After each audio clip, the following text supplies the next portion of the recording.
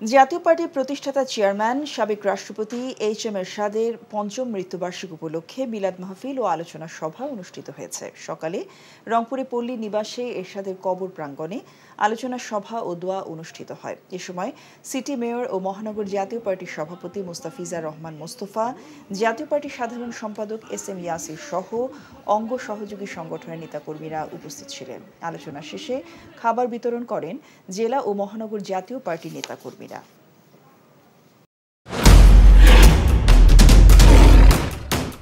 Masud chairman সাথে কি জানোস না? এমন মায়ের মারুম কুত্তার মতো খালি সাইড পারবি। তুই যদি আমার বউ আস, তুই হবি রাজরানী আর আমার বউ টুনি বিবি তোর বান্দি। আমার সংসারটা কেন ভাঙতে সময় না? নিজের জামাই আটকা রাখতে পারেন না? কেমন বউ আপনি? কেলেঙ্কারির আর কি বাকি আছে? বদনাম তো শৈলেই লাগছে।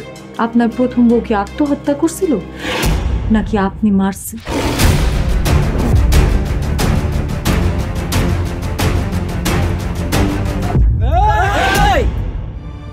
ময়না তো পালাইতে চায় না। ওরে পালাইতে হইবই।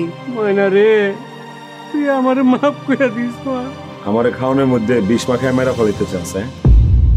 মাইরা একেবারে আম গাছের লগে ঝুলাই দিবেন যেমনি আপনার বড় বড় মাইরা ঝুলাইছিলেন।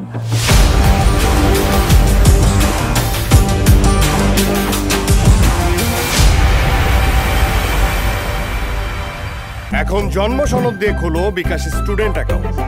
নিজের বিকাশ নিজে কর।